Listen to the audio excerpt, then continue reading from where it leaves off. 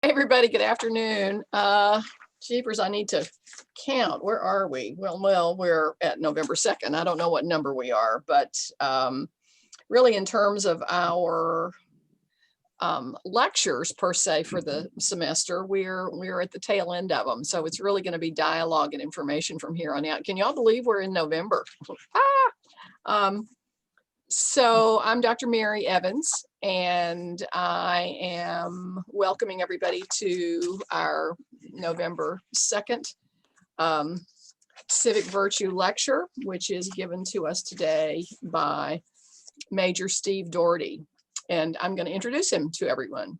And presumably everyone already knows him because you've seen him a lot, but Major Daugherty was commissioned as an active duty second lieutenant in the United States Army back in 1982 after graduating from Austin Peay University, just up the road from us, with a degree in biology.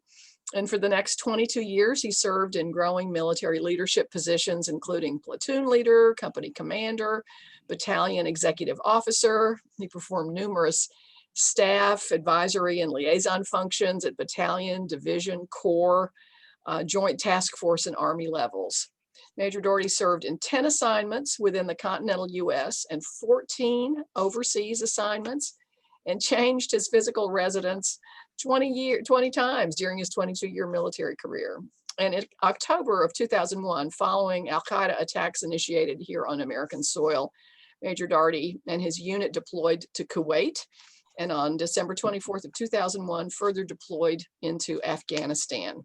And upon returning from this deployment and having received the Bronze Star for his achievements, Major Daugherty requested retirement and completed then the final 2 years of his career at home in the United States, along with his wife and newborn child.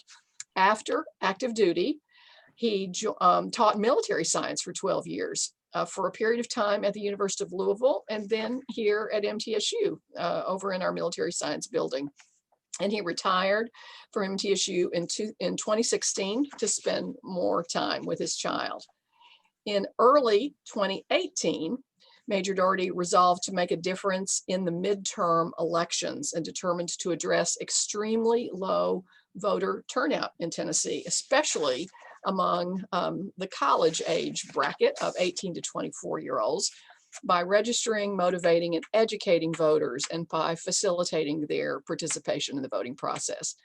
To accomplish this work, he engaged with state and local campaigns, county and state political parties, local and national organizations such as the League of Women Voters, the Rutherford County and Tennessee Election Commissions, the American Association of University Women, Channel 4 News, among others, all the while advocating for voting and registering people to vote. He's worked tables, he's knocked on doors by himself and in groups, he's engaged with voters and prospective voters on a daily basis, really, in all of these intervening years. He's a true resource and an expert and a role model, and he's one of our most powerful volunteer champions for democracy. Importantly for us at MTSU, because he is retired MTSU faculty, he's also donated uncountable hours of his very valuable time here to this campus as part of our American Democracy Project at MTSU. And you've surely seen him on campus, either in his ADP t-shirt or his voting theme t-shirt, carrying and distributing voter information handouts and driving his vehicle, which is emblazoned with voter information about the upcoming election, and incorporating voter engagement into all of his daily activities. Major Steve has adopted this civic duty as his mindset and his personal crusade. It is his mission to which he has dedicated himself. He is the #1 volunteer here at MTSU, and he's been materially involved on our campus since our voter registration, voter education, and get out the vote work of 2018 on through to this fall. And he's carried the ball on this work with us here on this campus. He's really done the heavy lifting, certainly all fall here at MTSU, and Honors College and MTSU both recognize the incredible contributions he's made to the civic life of this campus and to our students. And he continues to give the gift of self, his energy, and his modeling of civic responsibility, and his teaching on good citizenship and leadership through all of his deeds and actions. So we're honored that he's doing it yet again today for us this afternoon, speaking as our keynote speaker here on this day before the election as part of our honors lecture series on civic virtue. And his talk title today is Voting civic virtue, civic responsibility, a civic right and responsibility. Major Steve, take it away, please, sir. Well, good afternoon, and thanks for the opportunity to talk to you. I'm not a subject matter expert in anything. I'm not a politician, a historian, a member of an election commission, a graphic designer, an educator, or even a soldier anymore. I'm simply a previously unengaged and inconsistent voter, a passionate and patriotic American, and now a fervent, nonpartisan supporter of voter engagement and participation. For 13 of my 22 years in uniform, I was deployed outside this country. And not once in that time did I do the right thing, get an absentee ballot, and vote. That means that for 6 or 7 elections, I simply failed to exercise my right to vote, abdicated my responsibility and duty to do so, and gave away my vote and my voice to someone else. Don't be like the former me. Vote. And beyond that, get everyone else who can to vote as well. Vote, because if all those eligible to register did so and all those registered actually voted, we'd have a truly representative democracy. And the person who should be elected would be elected, even if that person is not who you or I voted for. Remember, it's ultimately not about us as individuals, it's about this great country and all its people.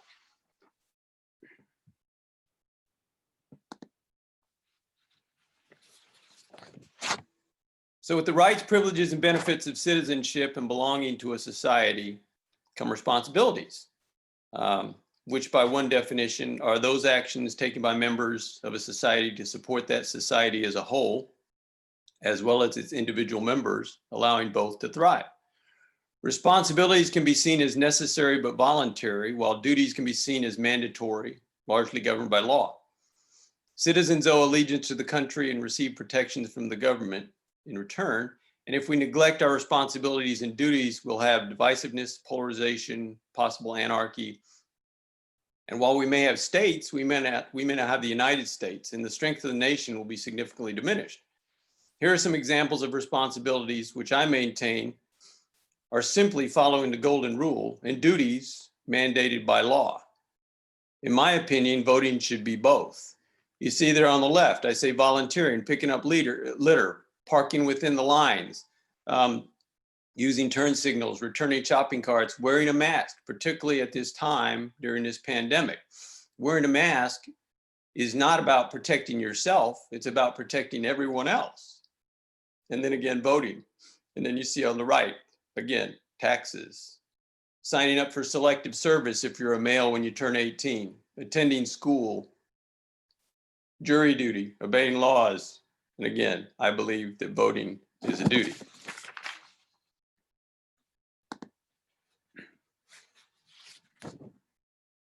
So Thomas Jefferson said, "We in America do not have government by the majority. We have government by the majority who participate." Remember that the participating majority may not be the actual majority. They're just the people who refuse to sit on the sidelines. Don't be the person who doesn't vote. Don't be on the sidelines, please.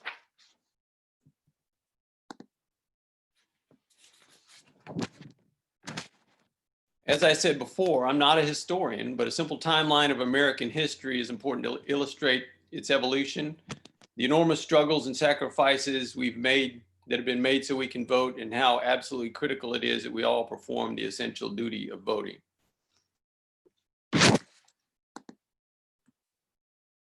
Initially, beginning in 1787, only white male landowners, those who look like the founding fathers, could vote.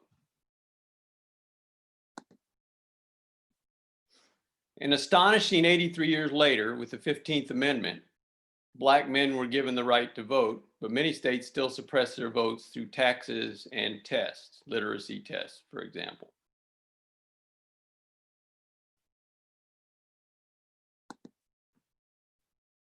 A full 50 years later, in 1920, after huge struggles and sacrifices, the 19th Amendment granted women, but in reality, not many Black women, the right to vote.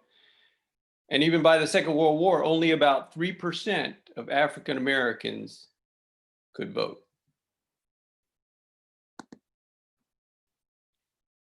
In 1964, the 24th Amendment barred states from collecting poll taxes to limit voting by minorities and poor whites, for that matter. Then, on August 6, 1965, President Johnson signed the Voting Rights Act, essentially securing all African Americans the right to vote. Here's how that happened. There was a protest march in Selma, Alabama. There were approximately 600 people there who were participating. And that march attempted to cross the Edmund Pettus Bridge in Selma. They were met by Alabama State Police, who beat them with nightsticks, sprayed them with tear gas, attacked them with dogs, and forced them back across the bridge. Martin Luther King then joined that protest, and they tried to cross the bridge again. They made it to the far side. Alabama state troopers opened up as if to let the marchers through. But Martin Luther King was a little smarter than that, and he thought, well, the troopers might let us through, but what's going to happen on the other side? Are we all just going to be killed? So he called President Johnson and said, I need your help. And President Johnson sent FBI agents and federalized National Guard. And Martin Luther King, John Lewis, those 600 initial marchers, which eventually turned into about 25,000 marchers, marched from Selma, Alabama, 54 miles, averaging 10 to 12 miles a day, to the capital of Montgomery to protest and demand civil rights and the right to vote. The atrocities that took place on that bridge and the march that followed and the protests then when they reached Montgomery were on the national news. And those acts eventually motivated Congress to pass the Voting Rights Act and for President Johnson to sign that. In 1971, largely due to youth serving in Vietnam but not being able to vote, the voting age was lowered to 18.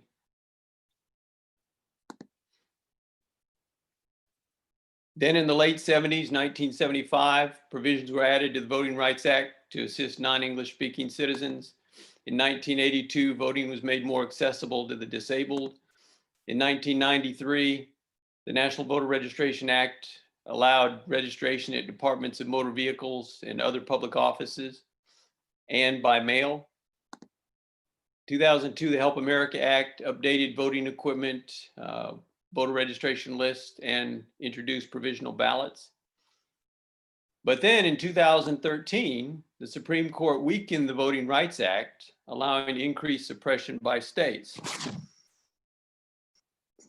Before that, there was a provision in the Voting Rights Act called pre-clearance, which required states to pre-clear election law changes with the US Department of Justice, a requirement that was very effective in preventing race-based voter suppression. Then serving Justice Ruth Bader Ginsburg, in her dissent, stated that throwing out pre-clearance when it has worked and continues to work to stop discriminatory changes is like throwing away your umbrella in a rainstorm because you're not getting wet.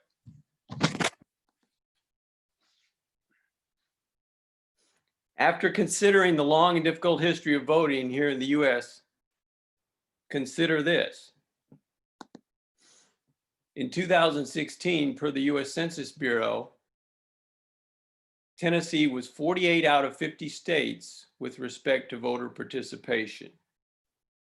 2016, Tennessee was the third worst state in the nation with respect to voter participation.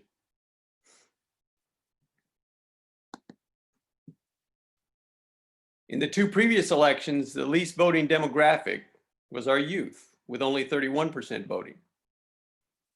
I understand that because in my youth, that was me.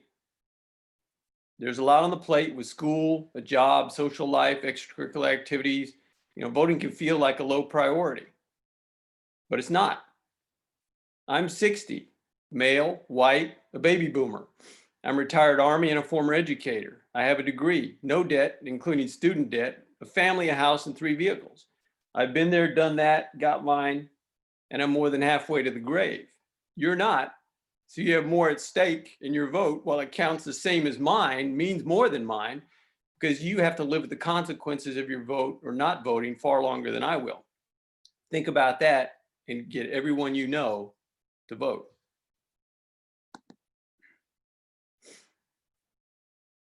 In 2016, political scientist Scott Schraufnagel of Northern Illinois University, Michael J. Pomanti II of Jacksonville University, and Quang Li of Wuhan University in China developed a statistical system to identify and compare state registration and voter practices. It's called the Cost of Voting Index and includes the categories of registration deadline, voter registration restrictions, registration drive restrictions, pre-registration laws, automatic voter registration, voting inconvenience, voter ID laws, poll hours, and early voting. Their 2020 analysis identified Tennessee as the 5th most difficult state in which to register and vote, an improvement from 3rd most difficult in 2016.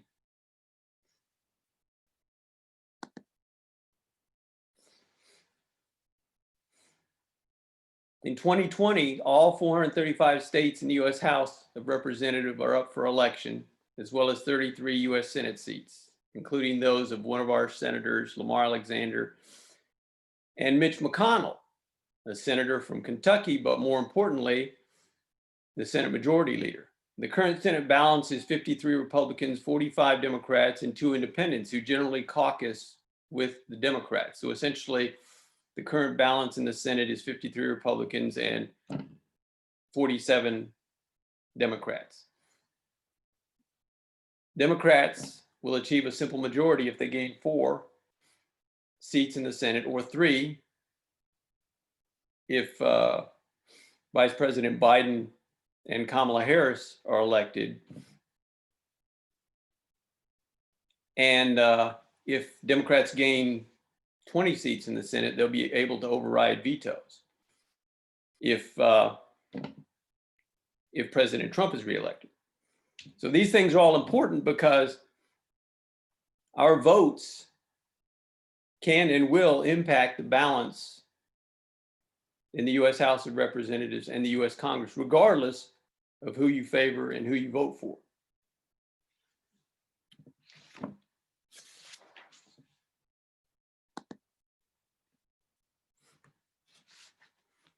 Another reason to vote and to encourage others to do the same are the obstacles to voting itself, which can reduce turnout, making your vote even more critical. I've listed some on the next 2 slides, not to scare you, but because some who aren't engaged and motivated to vote may be dissuaded by them. So it's our job to prevent that, because obstacles can also be viewed as opportunities to change and improve our futures. In Tennessee, while virtually all registration and voting information is available, some is not easily accessible. In fact, you have to have a computer if you want to go to the Secretary of State's website to get all the information you need on voting, registration, and voting itself. So that's one challenge, a general lack of awareness and dissemination of voting information. And civics classes in high school and US government classes in high school don't do a very good job of informing high school seniors of that information as well. In Tennessee, there's no election day registration. Some states there is. In Tennessee, the registration deadline is 9 days before early voting and 29 days before election day. That 9 days was October 5th this year, because early voting started on the 14th of October. And that deadline of October 5th was 29 days before election day. There's no automatic voter registration and no opt-out option at departments of motor vehicles. In the 95 counties in Tennessee, there are only 37 full service driver services centers, or DMVs, where you can go through the whole process and actually register to vote. But even when you do register to vote at a DMV, it's an opt-in situation wherein you have to actually ask to be registered. It's not that you'll be automatically registered unless you say otherwise.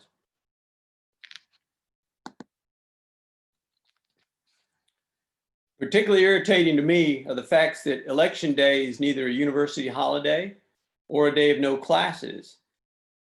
And there's no vote center on campus.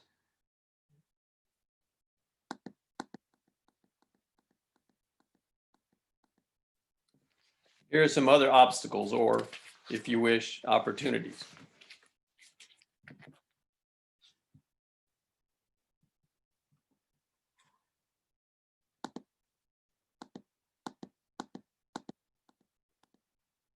Of particular note here is the fact that in Tennessee, a handgun carry permit is an acceptable form of ID, but your student ID is not. Neither is an out-of-state driver's license, and apparently it costs $28 to switch an out-of-state license to a Tennessee license, and then I guess another cost to switch it back if you got a Tennessee license simply to vote, and then you wanted to go back and get a license from another state. The absentee ballot process is also somewhat confusing and time consuming, and some ballots may not be counted if they're still in the mail. Now this year, the United States Postal Service has designated one post office per county in Tennessee, where if the voter drops off their ballot by 3 p.m., election commissions will pick them up and they'll be counted. The Tennessee General Assembly, Governor, and Election Commission have in place these obstacles, but through voting and participation, we can make voting easier. Because again, the more people who register and the more people vote, the more representative our democracy will be. So everyone at all levels, regardless of party, should be striving to make voter registration and voting itself as easy as possible.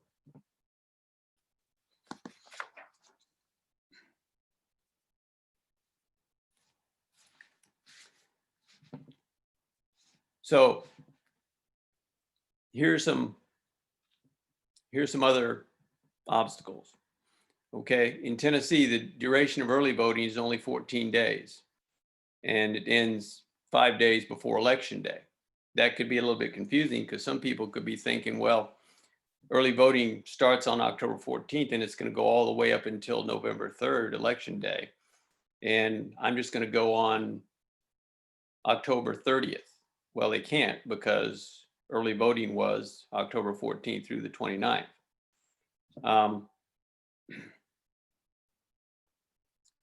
Overly restrictive voter ID laws. Again, there's the whole thing about the student ID. And then there's the potential for purge registrations. In 2016, or since 2016, over 14,000 people in the state of Tennessee, here in Rutherford County, have had their voter registrations purged for a variety of reasons. And they may not even realize that until they go to the polls and attempt to vote.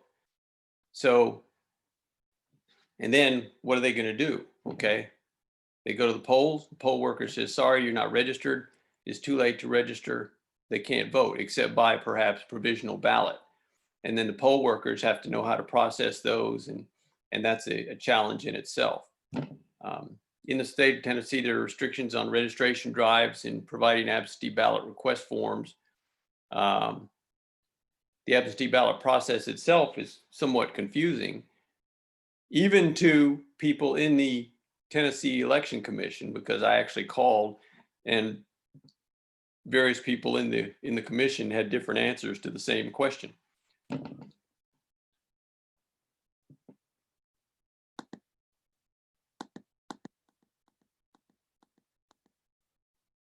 Okay, so here are some reasons to vote. Again, to ensure a representative democracy. The more people who vote, the better democracy we'll have, because it will reflect all of the populace, not just part of it. To ensure fair, equitable, and accountable representation. Citizens United allows corporations to donate unlimited amounts to candidates, which might result in buying elections. Gerrymandering is drawing congressional districts by political parties in the majority to maximize the likelihood of their candidates being elected or reelected, and both parties do that. The Electoral College, which actually meets on December 14th this year, determines who the next president is, not strictly the popular vote. And the Electoral College was originally developed to allow greater representation of states with lower populations, which were also largely slave-owning states. And as far as term limits, a US representative can serve unlimited 2-year terms. A senator can serve unlimited 6-year terms.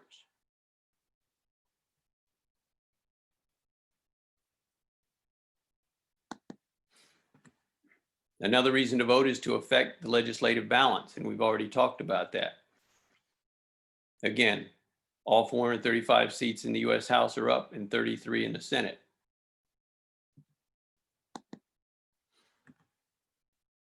The reason to vote is to make a local impact.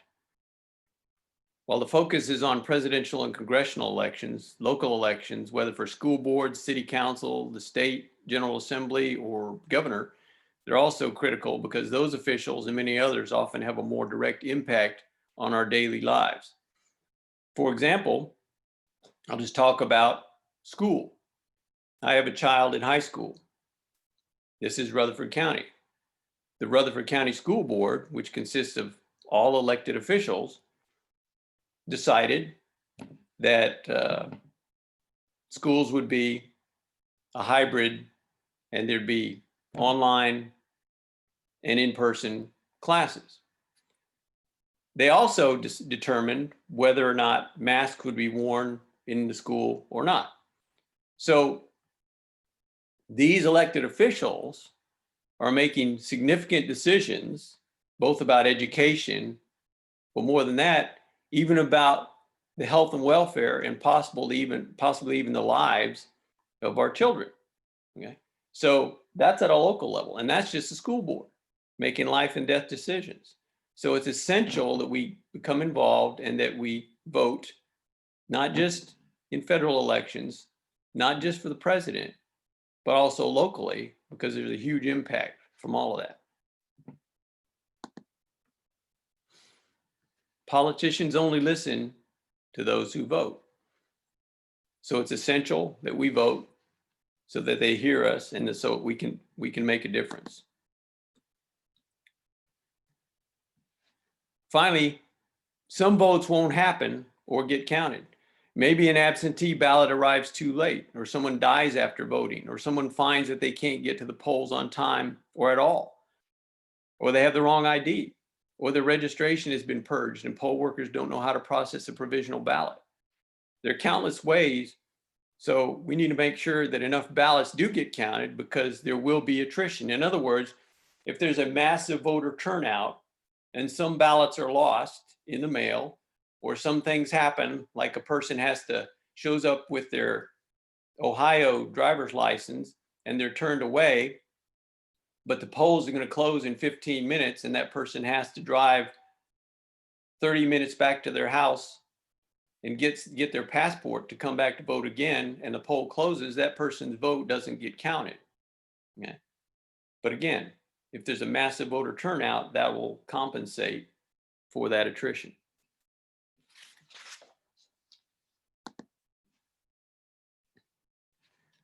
Who and what you can vote for.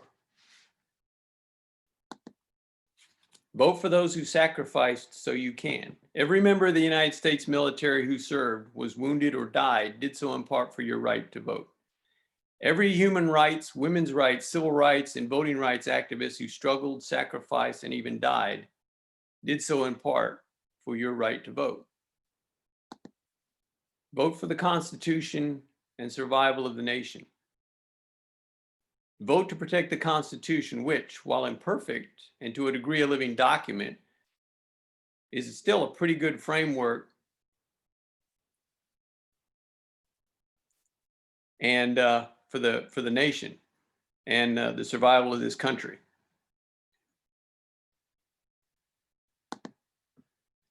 Vote for the planet. Climate change is a fact. The degree to which humans impact it and how to address it are debatable, but candidates must at least recognize the problem and address it, because there's only so much we as individuals can do, like not using plastic straws, using recyclable shopping bags, driving an electric car, if we can even afford one.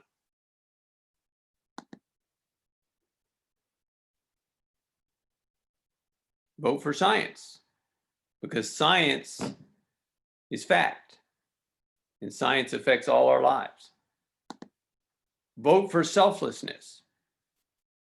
Selflessness is the key to leadership. It's more important than knowledge, expertise, charisma, or oratory ability. Vote for candidates who will always put this nation and its people ahead of his or her party or desire for fame or fortune. A candidate who is selfless will almost always make the right decision. Vote for unity and compromise, not chaos. This is an incredibly diverse nation. It's diverse in race, religion, gender, national origin, sexual orientation or identity, socioeconomic background, and political affiliation. Vote for candidates who have and will unite the nation and necessarily compromise so that no one is marginalized. Here's a very simple example using only the political breakdown of the United States Senate. There are 100 senators who represent 100% of the American population. Currently, 53 are Republican. So for this example, let's assume, right or wrong, that 53% of the population leans Republican.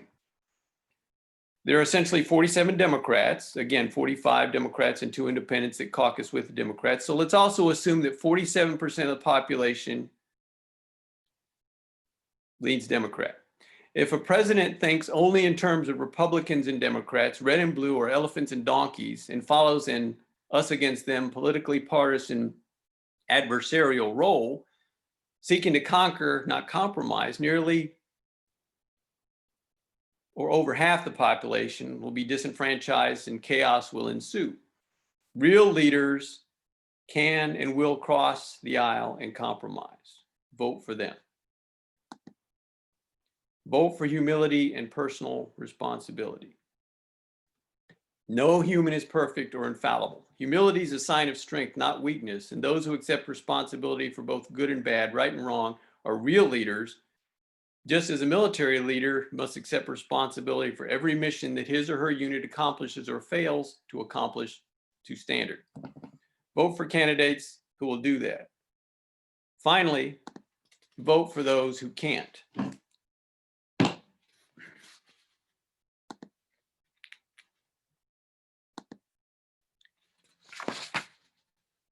These are the people who can't.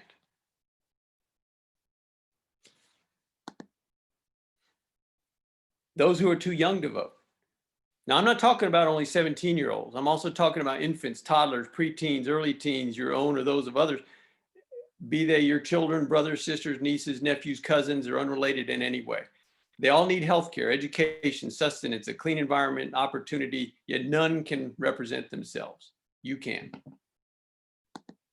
Vote to represent the interests of family, friends, and even the international students who aren't US citizens but are still governed by our laws. Non-citizens in this country, including my late mother and late wife, were and are subject to our laws and cannot vote for or against those who make those laws. You can vote to represent their interests. Many people who planned to vote in this election died before they could cast their ballot or died after voting early, but lived in a state like Michigan that discards ballots of the deceased after the fact. In other words, there are people in Michigan who voted early and then died from COVID-19, old age, or some other reason.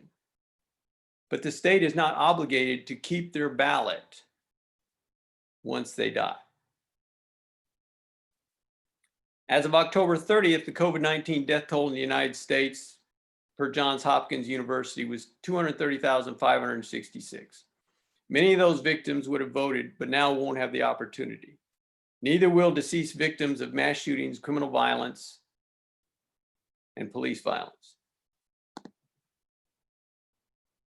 If I camped overnight on Legislative Plaza in Nashville or gave you an unsolicited official state absentee ballot request form, I committed felonies. One study suggests that each American, knowingly or unknowingly, commits on average 3 felonies a day. Not all felons are inherently bad or violent, and as long as former felons have paid their debts to society, and while they await reinstatement of voting privileges, we can vote to represent them. I encourage you to vote for the candidate who actually has a chance of winning. Either Donald Trump or Joe Biden will be elected president. If you vote for anyone else, you're wasting your time and your vote. You might feel good about voting for a third-party candidate, one who might even be a better candidate, but you will have done this country a disservice. All people, including candidates, are imperfect. You might have to hold your nose when you push the red button, but do so anyways. Vote for the candidate who will do the best job or least damage. Vote for the candidate who will be a quarterback or a coach, not a cheerleader. Cheerleaders do not determine whether a team or a country wins or loses, thrives or fails. Vote for the candidate who internalizes the oath of office and recognizes who his or her employers are. The population of the United States is approximately 328.5 million. They are who a president works for. They are his employers, not his subjects, regardless of whether they can vote or not, and regardless of their political affiliation. A president must not sit atop a throne, but kneel under the weight of this great nation and lift it up. Vote for the candidate who recognizes and appreciates military sacrifice and does not denigrate POWs or the following.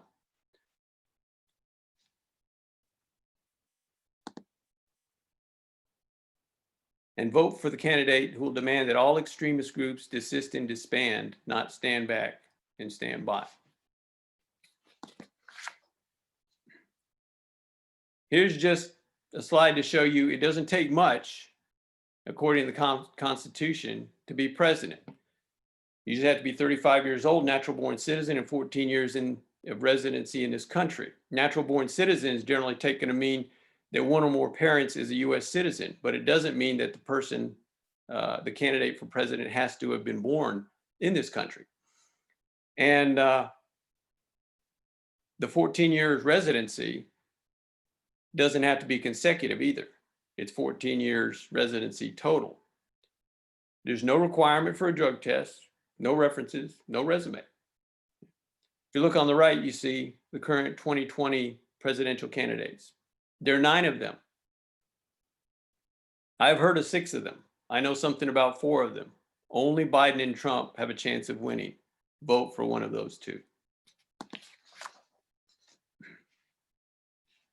Here are the oaths of office that are administered to the president and members of Congress, both the House and the Senate. Make sure that you vote for those you believe will both internalize and uphold these sacred oaths. By the way, the one on the right, the congressional oath, is almost exactly the same oath that you swear when you're commissioned into the military as an Army officer. 27 hours. Polls will officially close 27 hours from the time this presentation ends.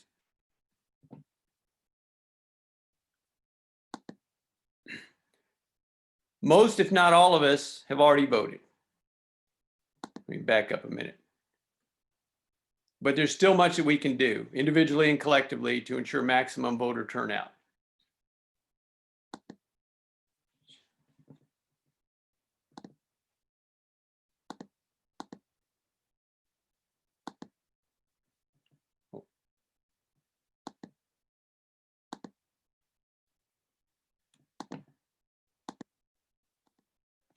Okay, multiply your vote. Okay, your duty continues. It doesn't end with your individual vote. Has everyone in your family who's eligible and registered voted or is planning to do so? What about classmates, teammates, fraternity or sorority brothers and sisters, coworkers, and everyone you know on social media? Motivate through dialogue. Emotional and personal issues result in votes. Issues like gun rights and abortion, racism, and the pandemic. Provide reassurance and reason. Counter the pandemic effect of fear and preoccupation with economics or tragedy. Tell people that voting in person is safer than going to the grocery store and that your vote could result in saved jobs and saved lives, which could otherwise be lost in the pandemic. Provide hope. Despondence, disillusion, and ignorance suppresses participation in the process. Make sure that people understand that however pointless and ineffective our political process at times seems to be, the only way to change it is through voting, not avoidance. Finally, provide a plan. Ensure that voters are prepared. Make sure that those planning to vote have a U.S. passport, Tennessee driver's license, military ID, Tennessee handgun carry permit, or other photo ID issued by the state of Tennessee or federal government when they show up at the polls. Make sure that voters know where they can vote. They have transportation to get there. They bring a mask and gloves if they wish, and understand that lines are possible. And also that if anyone has an absentee ballot and they still haven't attempted to mail it, they can, and there's a designated post office in each of the 95 counties where absentee ballots can be dropped off not later than 3 p.m. and they'll still be picked up and counted by that county's election commission.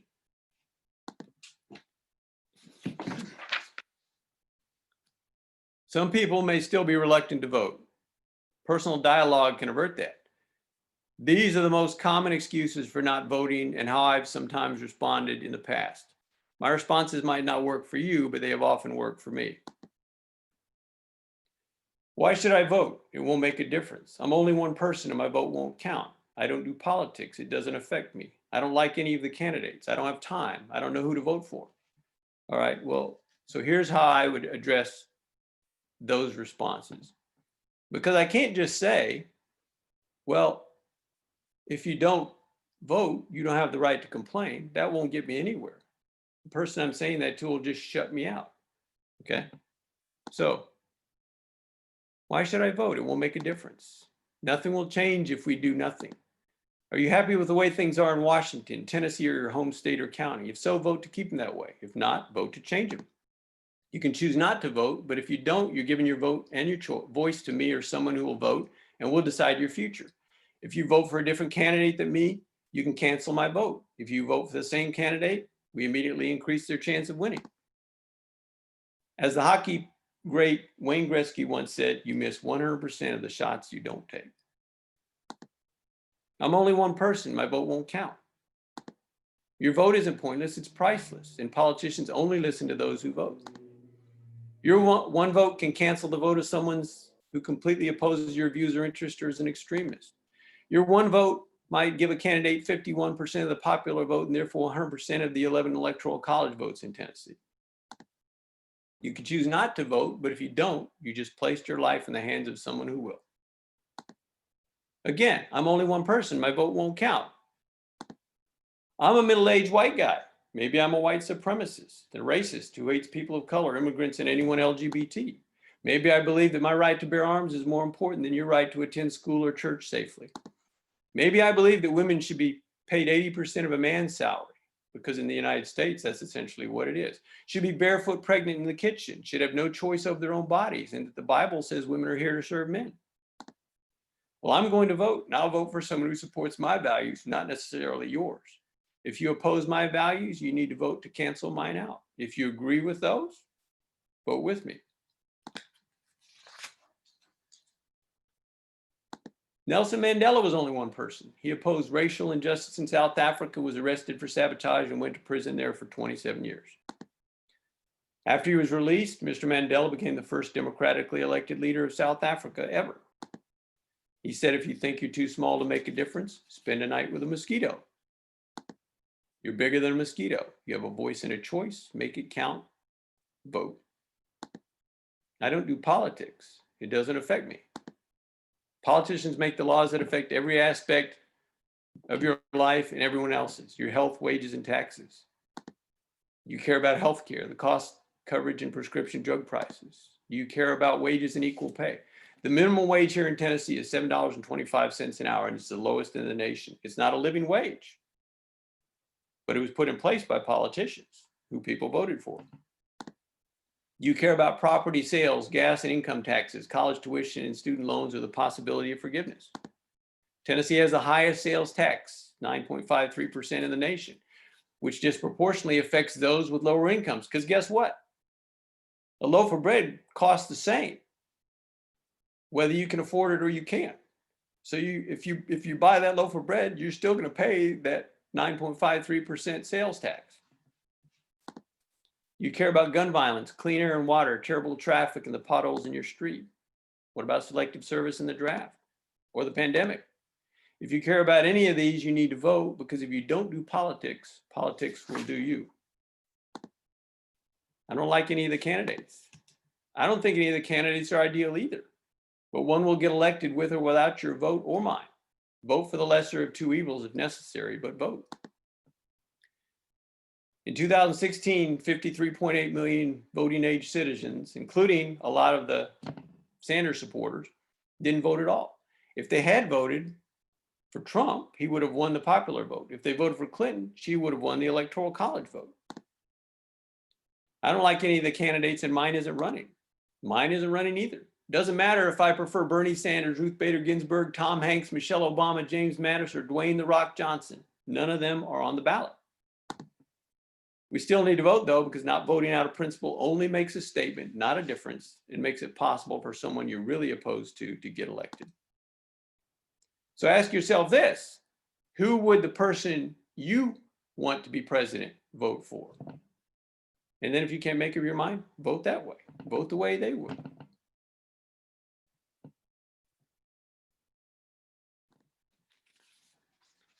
I don't have time. Would you rather spend 15 minutes to 2 hours in line at a polling location, or 4 years to the rest of your life wishing that you did? You'd certainly wait in longer lines at Disney World or Best Buy or Walmart on Black Friday, maybe even in Starbucks. Try to pick a less busy polling place if possible, or a less busy time at your only place. Your family, friends, and country are worth the relatively minor inconvenience. So, you see this quote here. In reality, there's no such thing as not voting. You either vote by voting, or you vote by staying home and tacitly doubling the value of some diehards vote. I love this nation, imperfect as it is, and swore 38 years ago to support and defend the Constitution of the United States against all enemies, foreign and domestic, which I continue to do as a non-combatant through voter engagement. I ask you to do the same, because maximum voter turnout will ensure a representative democracy, protection of the Constitution, the rule of law, and the American way of life. Your vote gives you representation. It gives you rights and protections, and it gives you voice. Voting is the greatest act of patriotism, and many, including women and minorities, members of the military, have fought and died for your right to do so. Do not let their sacrifices be in vain. Voting is more than a right. It's the moral, civic, and patriotic duty of every American citizen of voting age. You can pledge allegiance, stand for the flag, kneel for the cross, or kneel and march in protest. But if you don't also vote, your actions are less meaningful. I'm encouraged by the value of early voting and mail-in voting nationwide, and I'm confident that this election will be one of the most historic as far as voter turnout. Still, every vote, those which are cast and those which are not, are essential. And with your energy and assistance over the next 27 hours, we can truly make a difference. Thank you.